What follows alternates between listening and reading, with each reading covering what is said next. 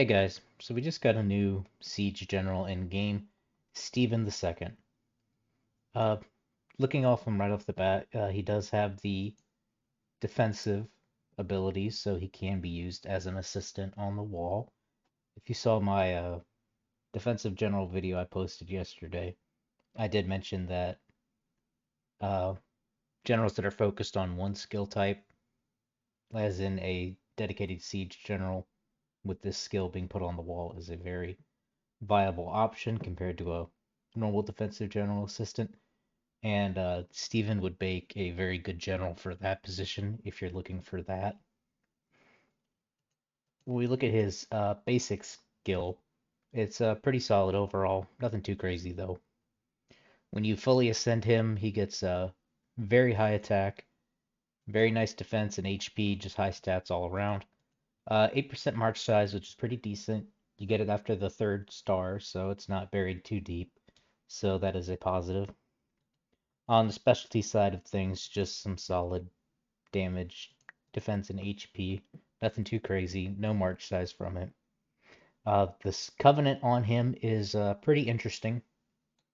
He does have the basic 10, 5, and 10 or whatever combination of those that we normally see, but he does get 10% march size from his Covenant, which is very nice if you're able to get that far into him. The attributes on him are pretty standard for what we've been seeing lately being released.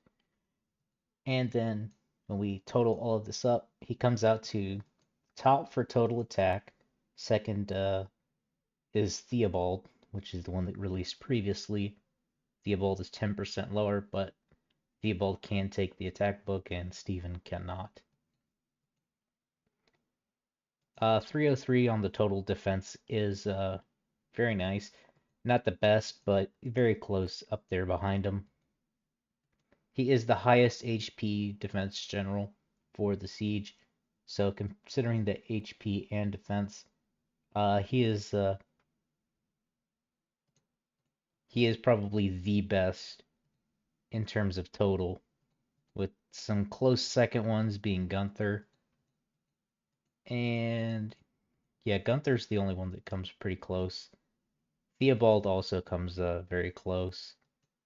And Maurice is reasonably there. So Stephen is currently the most survivable siege general. But when we look at the total increased attack accounting for his march size as well, he is second in attack, second only to Theobald. Now these numbers right here are for T15, K40. If you would like to check for different troops, you can download the spreadsheets and you can change all these numbers here for yourself. But yeah, he is the highest in survivability for siege, second highest in damage, very solid. Looking over his role as an assistant, of course, as assistant, we don't get any ascension or attributes, but we do get everything else.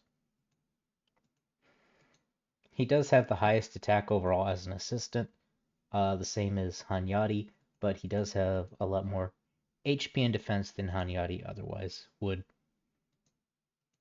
He's not the highest overall for defense as an assistant, but he's up there pretty good. And in terms of HP, he's tied with Theobald. So he's not the best defensive assistant, but he's a close second or third place. The march size he gets from assistant all comes from the Covenant. So if you're going to use as an assistant, you definitely do want to get that 10% march size from the Covenant. Otherwise, he's not going to unlock his full potential. If we look for the increased attack on it, this one as well as T15K40, he is now the best assistant for Siege, beating out Melisande very narrowly. In terms of compatibility for Steven, there's not a lot of info out right now. We do know that the Siege attack book cannot be attached. HP and defense can be. As far as generals that are compatible, the only ones that people would really be interested in is Ulysses. He is compatible with Ulysses.